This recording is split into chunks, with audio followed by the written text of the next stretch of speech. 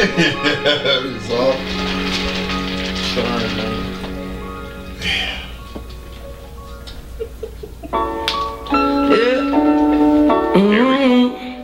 Everybody take a minute and vibe with me, man. Y'all feel that? I don't need to lie no more. Let's toast up. Nowadays all I do is shine. Rest in peace, Mac Miller, man. Needs my mind. She don't cry no more. $5 for a Tell little me bit. that I get her high, cause the angel's supposed to fly. I ain't asking why no If you're more. not familiar with this guy. Oh no, I take it if it's mine. I don't stay inside the lines. It ain't 2009 no more. Yeah, I know what's behind that door. Yeah, okay, you got it. R.I.P. to a good one, man. Yes, sir. Great things for hip hop, man. And I feel bad. I feel horrible, man. Somebody died. That ain't no joke, man. That was somebody's son. That was somebody's brother. That was somebody's cousin, somebody's friend. That was somebody's loved one. Somebody depended on him, you know what I'm saying? Great artist. Familiar or not with his music. But he OD'd, man. He's taking them drugs. And Doug, you work with kids, bro. Like, what's going on with these little pill popping ass type people? What's going on with that? Man, you know, I gotta get with the feeding part. You know what I'm saying? When I'm at work, my second job, I'm always encouraging kids, if you see something, say something.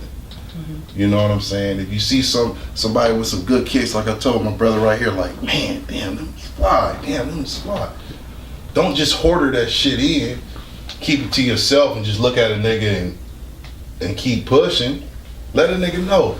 Because people need to be fed. And I feel that everybody has this little void. Because if you ain't noticed, we're right in the times that we're living in some selfish times. Everybody's out for me and what it can do for me. Instead of telling my sister, you beautiful. And you is beautiful. All right. I'm married. I'm married. Beautiful. Thank you. You's a good looking brother. Well. Oh, nah, man, don't tell me that. I feel uncomfortable. You's a good looking Right. brother. They feel uncomfortable getting compliments. They uncomfortable with that. So I think a lot of that has to do with feeding. And what I see that's going on in the school with the youngsters, they're not feeding each other. It's not cool.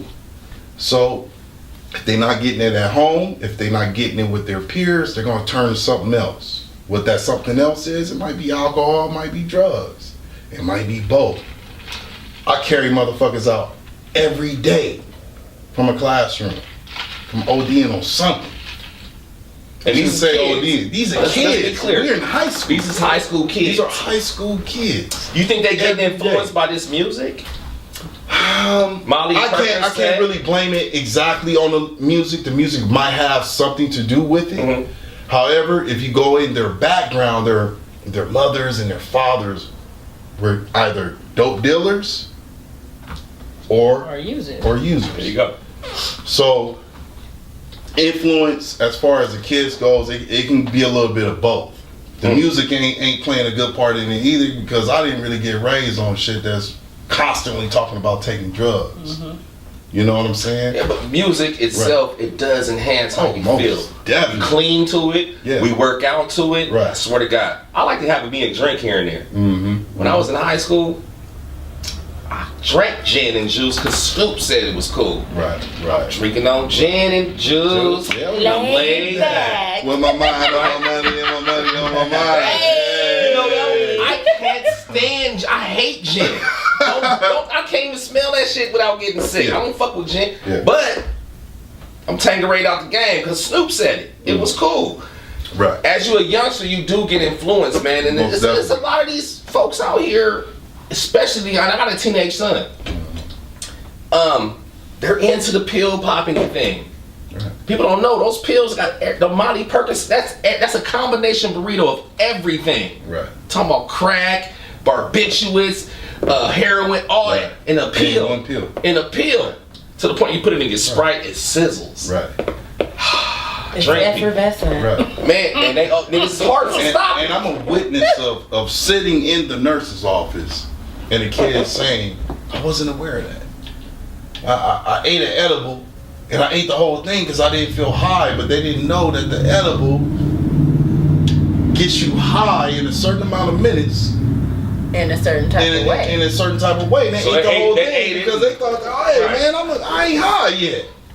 But now that shit hit you, Keep living. you fucked up. And that's my point, man. Right. I just want these youngsters to Right. keep living. Keep You living. know what I'm saying? This Gotcha. whole pill popping epidemic is horrible. It's horrible. We all know that. When we came up, we smoked some weed, we drank. Right. A few motherfuckers was on that sherm. Right. Whatever. Right. They did that. Yeah. But now, Mm-hmm. our favorite rappers was getting killed, murders and stuff like that. They wasn't ODing like that. Right. Every once in a while you hear about an OD, like that's fucked up. Right. So Mac Miller, he's vibing off him, but he OD'd. So how do we take that? I think we need to take it. Do we just serious. honor his music, or do we take his life lesson and throw that on the kids? See, this is what happens when you do that. Yeah, most You understand what I'm definitely. saying? You can take both. You still gotta honor the music though. Yeah. Most definitely. Yeah, definitely. Yeah. Most definitely. He created that platform because of his music. Right. But also, he was known to promote that shit that influenced these kids to do the same thing Snoop told me to do. But he talked a lot about how it was hard for him to deal with, you know, like popping pills and shit, and dealing with depression and shit like that. He talked about that a lot in his music. So that was you can see basically- that he kind of was reaching out. Right. It's just, Right. you know. That's crazy to say that, man. There's so Reaching many out. there's so many different avenues that we could take with his situation, but the one that I'm going to touch on exactly as far as the youth is concerned, their parents, is everything is generational. If you notice, now in our generation, the parents that raised us were stronger people in the mind. Just really think about it, and think about how their environment was, what they had to go through, how they had to cling together because of certain circumstances. So now you have a different generation coming up. They're more privileged. They're more privy to a lot more things that we just did not know about because we had that veil still. Now it's up. It's about letting it all hang out, doing this, doing that. It's cool to be this way. It's cool to do that. It's cool to do this. It's cool to do that. When in reality, it's not. And you don't have enough people educating people about certain things. Right. You don't have a lot of people educating these children, or even educating their parents, because their parents are illiterate as well. Let's really put the shit out there. A lot of these parents are very weak-minded, and they want to be their kids' friends. And they're young, and they were babies when they had these children. Right. So you got kids raising kids. It's literally a generational curse in every race where you got babies raising babies. Right. And they just don't know the difference between right and wrong. What they think is right, oh, it's cool to kick it with my daughter and smoke with her and smoke with her friends, or it's cool to let my kids drink in my house and pop pills in my house, or it's cool to let my kids and all their friends come over and do whatever the fuck they want to do and not watch their ass. Because coming up, and we're like right at the end of that new generation coming. When my cousin, she went to private school. I didn't. I went to public school, but her friends had so much access to shit because of their parent status. I would go to my homegirl's house. My homegirl was doing coke when we were in the 10th grade at Mir. See, you don't really hear about that shit back then because it was still on the QT. It was still on the hush hush. You know what I'm saying? Yeah. So like, but we could go to her house. She stayed right behind the Altadena Country Club. Her mom was never there, but she had a liquor cabinet that was always fully stocked. Cameron could get coke, she could get heroin, she could get opium, and she could get weed. All of that. Niggas want to drink and weed. Exactly, but when you're in a different environment, and when your parents have quote unquote status, you can do whatever the fuck you want to do. But nowadays, like I said, that veil is lifted. So everything, all these kids, if their parents ain't talking to them about it, they can Google it. They can Google it. They can look at anything they want to look at. We literally had to pick the letter we wanted to look at on the encyclopedia and pull it out. Pull it out. So if I want to look at drugs, I have to go to D, pull that big ass book out, and go to the word. Now, everything's in your palm. I get that. There's a lot of access to something that's quick. Everybody got everything. But my thing is this, man. Every generation had this shit because my dad was a fucking crackhead, right? But when crack first came out in the 80s, 70s and shit like that, it was okay. It's kind of low key like a nigga popping a pill now. Right. It wasn't frowned upon. Right. Now, me in the 90s coming up, in the early 2000s, and we partying, we chilling, we got bras and shit, and you over at the crib, and you know, we doing our thing, and you bring out a crack pipe Right. on some, we gonna look at you crazy. Right. Exactly. Right. You know what I'm saying? So I can't frown upon any kind of generation. This new generation that's coming up in these drugs, because I think it is because of depression and shit, but that's just their way.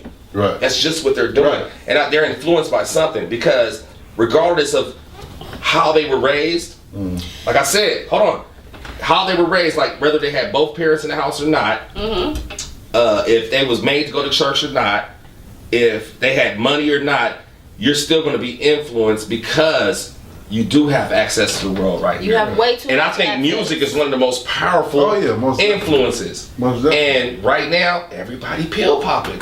Yeah. Monty Percocet It's is Because cracking. it's the thing to do. It's become a trend. Just like doing coke was trendy. Right. That was a recreational drug. Smoking weed was a recreational drug. When crack came in, I mean, crack kicked the door open. And there just wasn't enough education about the drug because nobody really knew about it.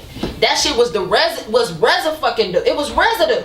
You know what I mean? And it just take that one motherfucker to say, oh, what this do?